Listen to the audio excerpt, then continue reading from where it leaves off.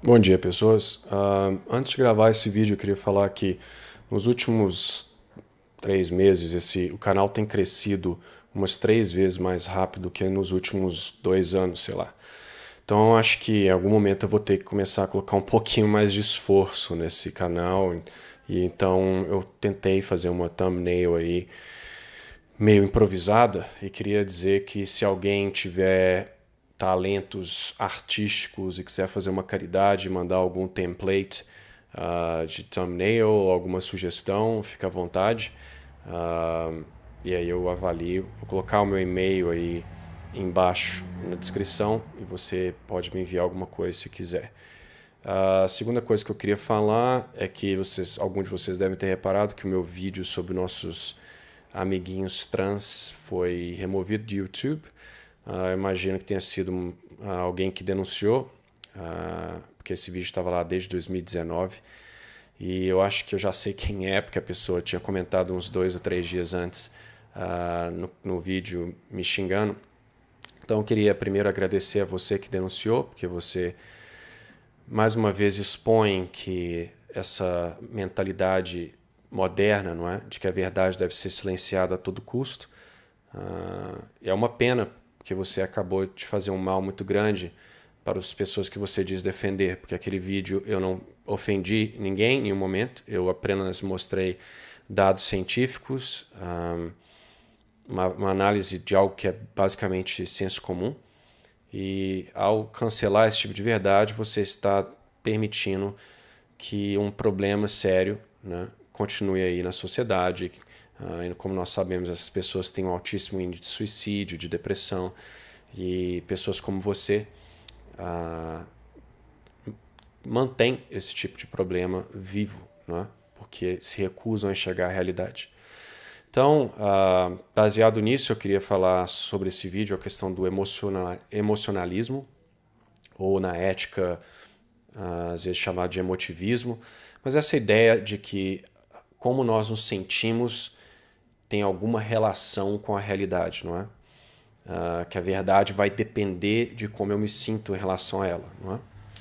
Então, ao meu ver, isso é um problema que atinge a sociedade quase que como um todo, tanto católicos como ateus e afins, e eu acho que isso aí começou naquela transição que eu já discuti em vídeos passados, dos escolásticos para a ciência moderna, não é?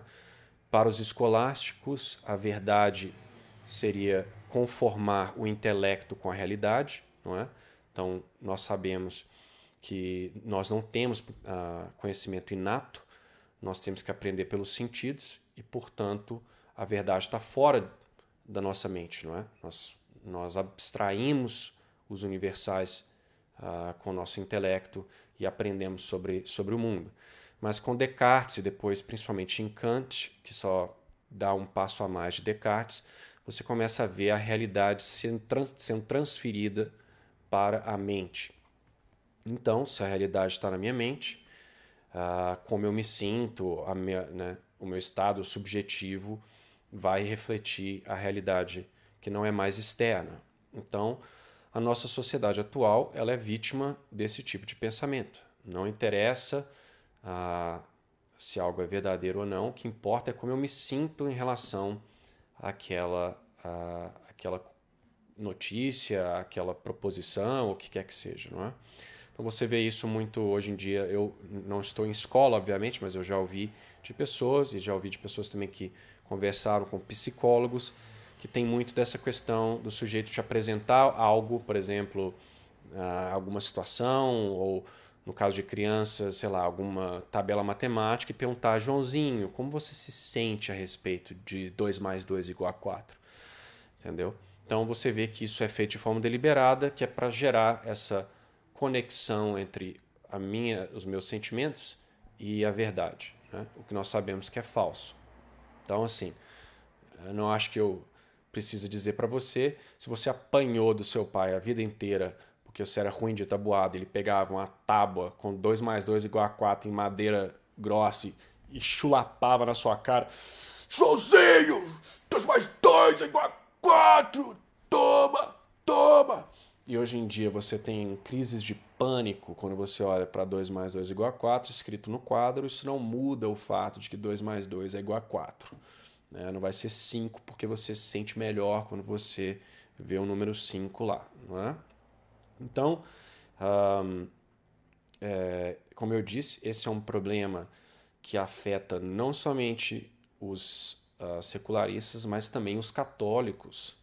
Como que isso aí nos afeta? Bom, por exemplo, o movimento carismático é um movimento completamente emocionalista. Não é? Você tem ali pessoas que estão buscando, além de ter nascido com os pentecostais, é uma coisa completamente protestante, mas enfim, além disso, é uma coisa totalmente irracional. Você está ali, né, querendo essas sensações aí vindo do Espírito Santo, apesar de ser totalmente teologicamente absurdo, só teve um Pentecostes e não haverá outro, mas o sujeito fica ali, né, querendo se sentir bem, ter aquelas crises lá de seja lá o que é aquilo, e se ele não tiver aquilo dali, ele vai se sentir mal, tá? Outra forma que você vê isso entre os religiosos é essa coisa de ficar pulando de uma religião para outra. Um sujeito começa lá no espiritismo, daqui 2 semanas ele está no evangélico, aí daí ele pula para, sei lá, para judeu, aí vai para católico. Isso mostra que a pessoa está buscando algo que a faz bem, né, que faz ela se sentir bem. No espiritismo eu não me senti lá muito bem, agora eu me sinto melhor nos pentecostais, então o pentecostal deve estar certo, porque eu me sinto bem, eu saio de lá, eu fico alegre, eu choro de alegria. Não, as suas emoções não têm relação necessariamente com a verdade, tá? Outra forma que isso daí é afetado nos católicos é, por exemplo, na vida de oração, de meditação. Às vezes Deus nos dá as graças, por exemplo, de você estar meditando sobre, sei lá, a paixão de Cristo, e você chorar, você se sentir conectado com Deus e emocionado, etc. E, obviamente, às vezes, do ponto de vista pessoal, é uma meditação que parece ser mais agradável. Mas se você fica dependente daquela emoção, achando que para ter uma boa meditação eu preciso ter aquela emoção, quando vier a aridez e você não de Deus tirar essas consolações, você não vai ter forças para rezar mais, porque você vai estar buscando aquelas emoções, não é? Quando você for rezar, seja o texto, qualquer oração, às vezes você é atacado pelo demônio, às vezes você tem um período de aridez e você não sente nada, você sente quase que nojo e, né, um desgosto profundo pela oração. E se você estiver ancorando a realidade nas suas emoções, você vai se afastar dessa oração e não vai dar conta. Então, assim, é uma coisa extremamente perigosa e nós temos que prestar atenção nisso. Não é? Emoções não são ruins, elas são partes da nossa natureza. Se Deus nos presentear com uma meditação emotiva que nos faça chorar, etc., devemos agradecê-lo, mas temos que tomar cuidado para não ficarmos dependentes disso daí. Então sempre reze para que, obrigado Deus pela consolação, mas por favor me dê a fortaleza, as virtudes necessárias para quando vier a aridez eu dar conta e não abandoná-lo. Né? Então, outra coisa que eu quero deixar claro é que, como eu já falei, as emoções elas não são ruins. O problema aqui é que, como nós estamos num estado de pecado original, não é? A nossa natureza se desordenou, então as nossas 3 grandes faculdades, né, a memória, ou emoções, sentimentos, a vontade e o intelecto, eles não necessariamente estão alinhados a todo momento. Não é? Quantas vezes você sabe com o intelecto que você deve fazer algo que é certo, que é verdadeiro, mas a sua vontade não obedece ao intelecto e você tem preguiça, ou a sua paixão não obedece, ela aponta para o lado contrário, né? E você se sente mal, ou a situação oposta, você faz algo objetivamente ruim, você comete um pecado, mas você se sente bem porque aquele pecado ele te dá prazer, sei lá, uma gula, por exemplo, o sujeito comendo excessivamente chocolate, ele se sente bem ao comer o chocolate, mas ele está agindo de forma pecaminosa. Então, isso é um estado do pecado original, não é? Que desordenou a nossa natureza, Mas no passado, né, em Adão e Eva, essas três faculdades estavam perfeitamente alinhadas. Então, obviamente, né, se Adão fizesse algo bom, ele também se sentiria bem ao fazer aquele algo bom, porque é normal. Essas emoções são normais. Né? São Tomás de Aquino diz isso, que é normal sentir um prazer quando você conhece uma verdade, você estuda algo e aprende com um certo esforço e você se sente bem, não há mal nisso. O problema é você inverter a ordem. Né? O sentimento ele tem que, as emoções, os sentimentos, eles têm que seguir a sua razão. O problema é quando você inverte, você quer medir a verdade pelos seus sentimentos. Né? Em qualquer situação isso está errado, mas no nosso estado de desordem isso é ainda mais perigoso, porque em vários momentos a sua emoção vai apontar para o mal, para o pecado, de uma forma positiva, e você vai abraçar aquilo dali. Basta ver o mundo caótico que nós vivemos, em que o que importa é como eu me sinto, e as pessoas estão aí fazendo aborto, estão né, buscando todo tipo de bizarrice e erro, porque ela está se sentindo bem. Né? O que é uma ilusão também, né? Porque você ficar buscando pecado, você vai se destruir e vai ficar infeliz. É impossível ser feliz pecando. Mas a paixão ali baixa, ela pode te dar essa ilusão, não é? Porque, como eu já falei no vídeo lá da paixão e do prazer, a pessoa ela não busca o mal necessariamente, ela busca um bem de forma desordenada. Então, você comer o chocolate que eu acabei de mencionar, comer e saborear uma boa comida não é algo ruim em si mesmo. Sentir aquela boa sensação não é um problema, o problema é a desordem. Então, que fique claro que não, o problema aqui não é a emoção, mas você querer medir a realidade com a sua emoção, não é? E você priorizar a emoção ao invés do intelecto. E, obviamente, quanto mais santo você se tornar, quanto mais virtuoso você se tornar, mais as suas faculdades vão ficar alinhadas e menos a sua paixão vai ficar apontando para o lado errado.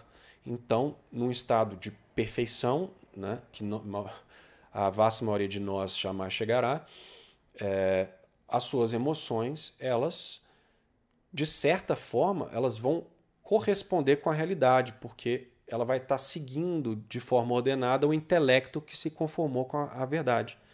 Então você vai se sentir bem só quando houver você conhecer a verdade. Mas isso não podemos esperar isso aí de nós, não só por causa da nossa imperfeição, mas também porque o demônio consegue manipular as emoções.